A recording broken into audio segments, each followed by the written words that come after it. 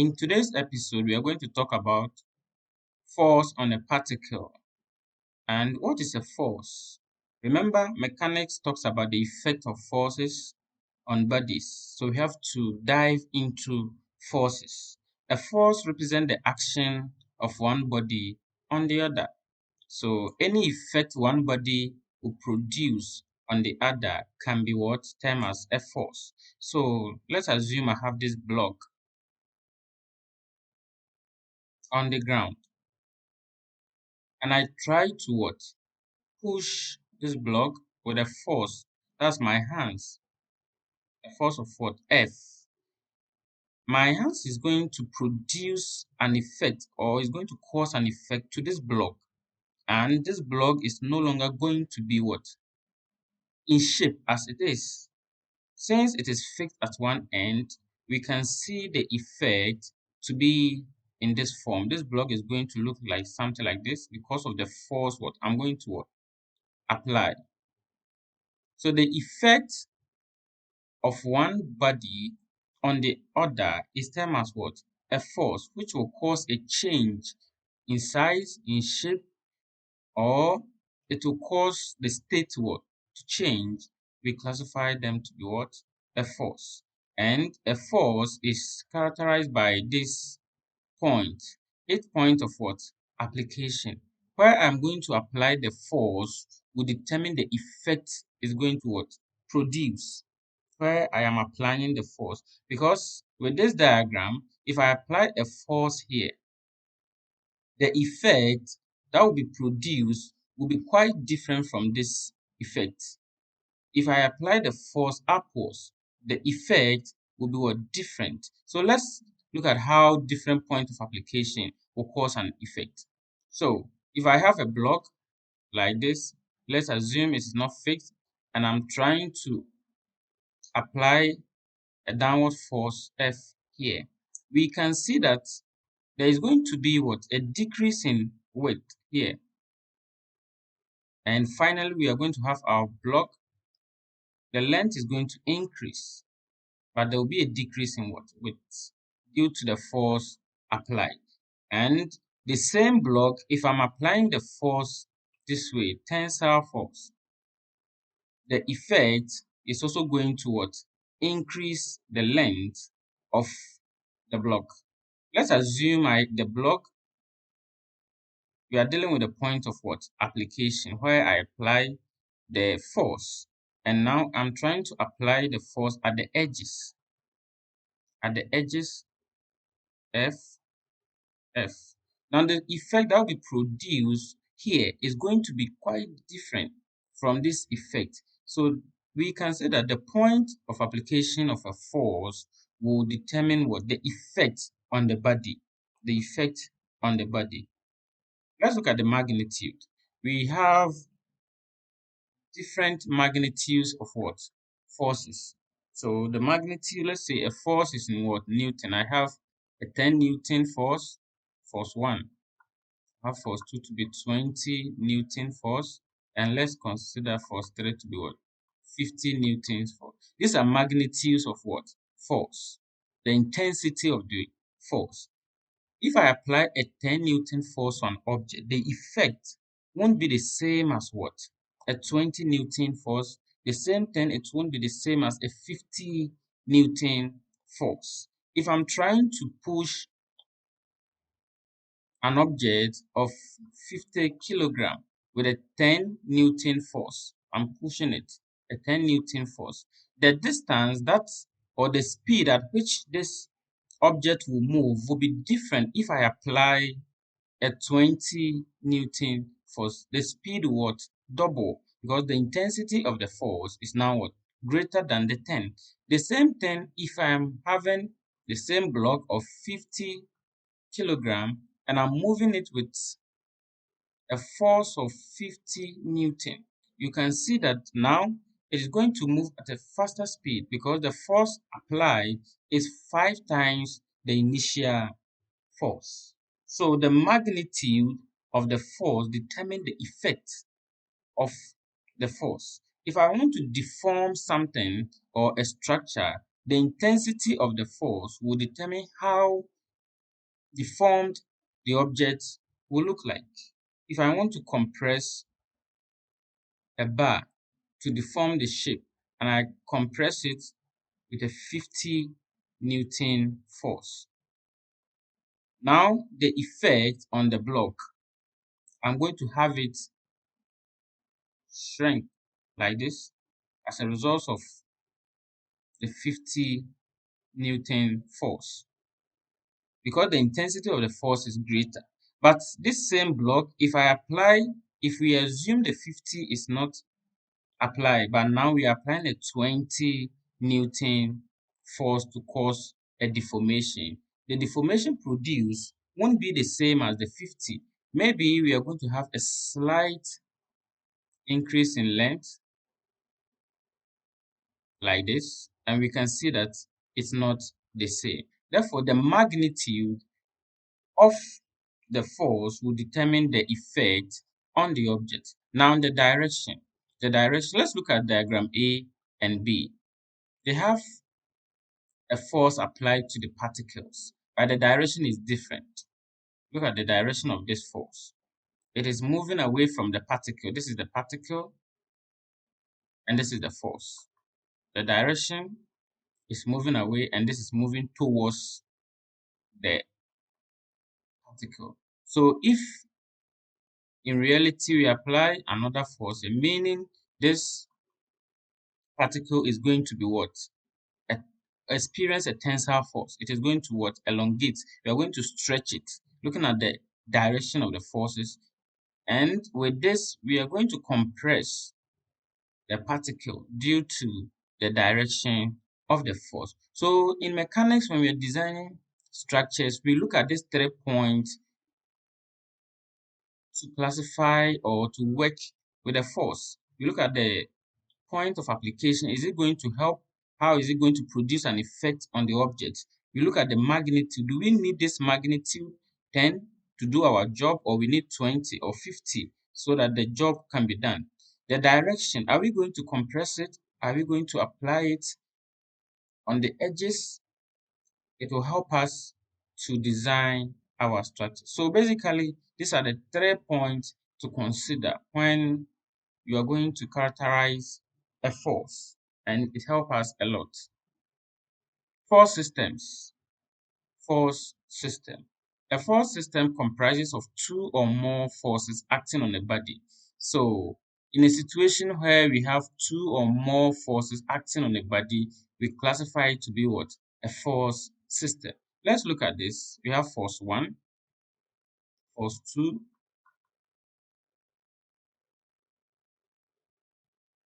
So here there are 5 forces acting on a particle. The particle is here. 5 forces acting. So we call these forces a system force or force system. And we have, let's say, a bar AB being acted upon by 3 forces. And it's also what? A force system. Because more than 2 forces are acting on the same body. If I have a block and I apply these forces on the block, it's what? The forces, they are forming a force system. And remember, the number of forces will produce a different effect on the object, or the type of force system being applied will produce a different effect. We'll see the types of force system we have so that we can know the effect on objects. We can also have, let's say, we have this object and we apply forces this way.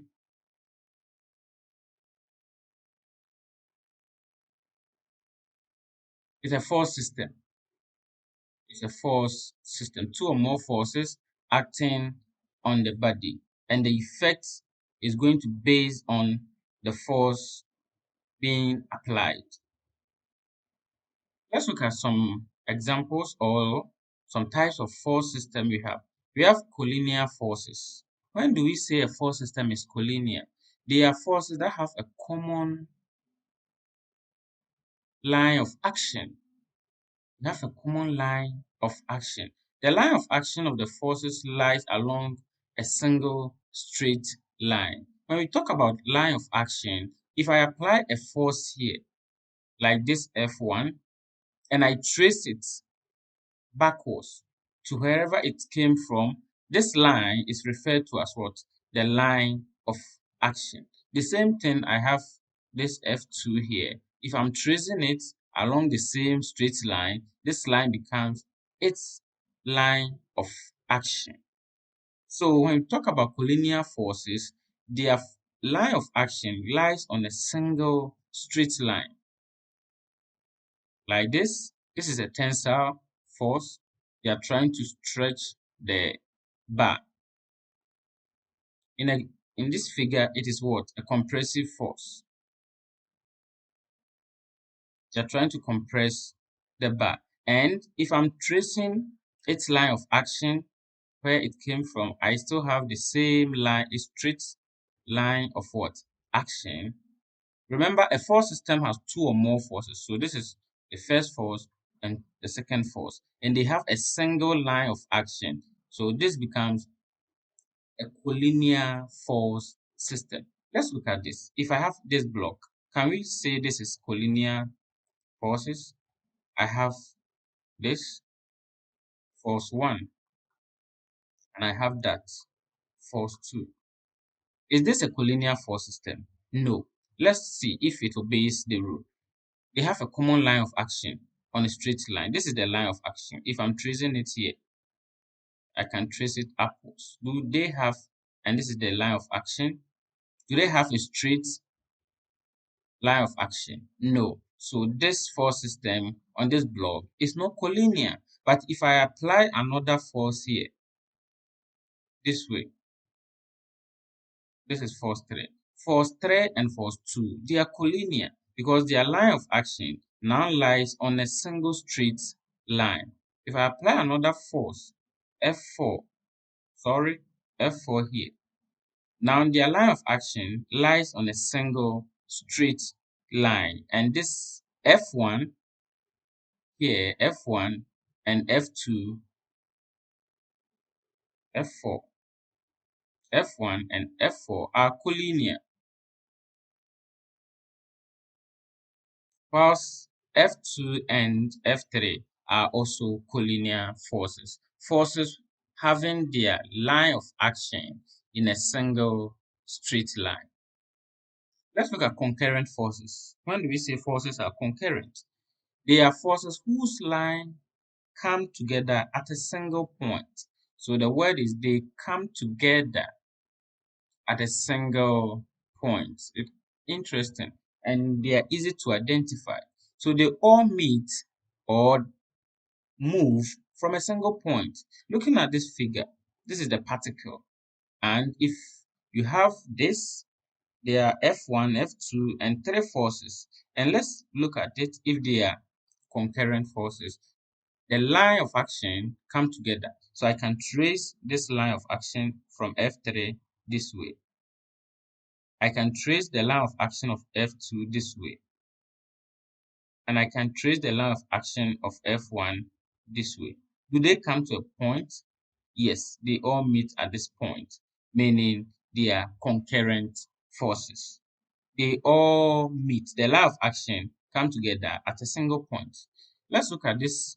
If I have this body being acted upon by 3 forces, and I trace the line of action of the forces, they come together at point O. That makes it a concurrent force. Let's have another example here. I have the same block and I have this force applied at the edges.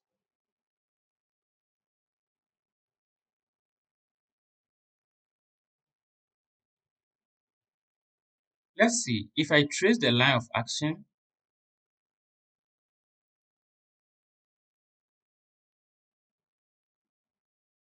they are all meeting at what? A single point. Therefore, F1, F2, F3, and F4 on this block, they are concurrent forces, whilst F4 and F2 have a single straight line of action. They are what? Collinear. So you have to know the difference. F3 and F1, they are also what? Collinear because of a single line of what? Action. And all the forces meet at a single point, making it a concurrent force. Forces that meet or try to diverge from a single point. You look at this, they are diverging. They are moving away from this single point, and in this figure, they are trying to meet at a single point. That makes this force system a concurrent force. Let's look at coplanar. Coplanar forces.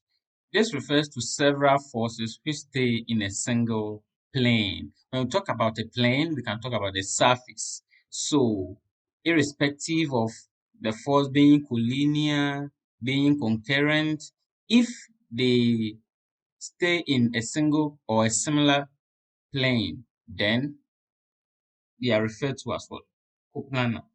They are in similar plane. For example, looking at this diagram, this is a bar. Let's say a bar A what? AB. And I have F1 to what? F4. They are not concurrent because their line of action is not meeting at any point. And they are not collinear because they don't have a single straight what? Line of action. But they are all acting on a single bar. And the plane is on the surface, the single plane, a similar plane. You see, the surface, they are all acting on a similar plane. That's the surface. This makes it a coplanar force. A coplanar what? Force. For example, again, if I have, let's say, a block and I have this force, I have that force. This F1 and F2 are coplanar because they are acting on a similar plane. If I have this as F3, are they coplanar? F1, F2, F3? No, they are not coplanar because they are not acting in a similar plane. This is plane 1, surface 2, surface 3, and surface 4. But if I apply another tensile force here, F4, I can say F3 and F4 are what? Coplanar because they act on a single plane. Are we good? They act on a single plane. And if some forces or a group of forces are acting on this surface of the block, those forces will be classified as what? Coplanar. So we should pay attention and know the type of force system we are dealing with. The same thing here. If you trace, this force is going to act on the surface. This force is going to, they are all at the edges, but the same surface. This one will come, the same surface. They are all at the same what, plane, this surface, and it makes it a coplanar force. The other forms of or other types of force system, we have parallel force systems where the forces, the line of action, they are all parallel. So if I have this force 1, let's assume this is a block and I'm having these forces acting on it. So F1, F2, F3, they are parallel force systems because their line of action will never meet. They move in a straight line and will never meet. So this force system is what? Parallel force system. We also have spatial force system where the forces act in space, in a three-dimensional what? Space. And it's quite interesting. So it's good to know the force system, the types, the behavior, because each force system that we have will produce a different effect on the body.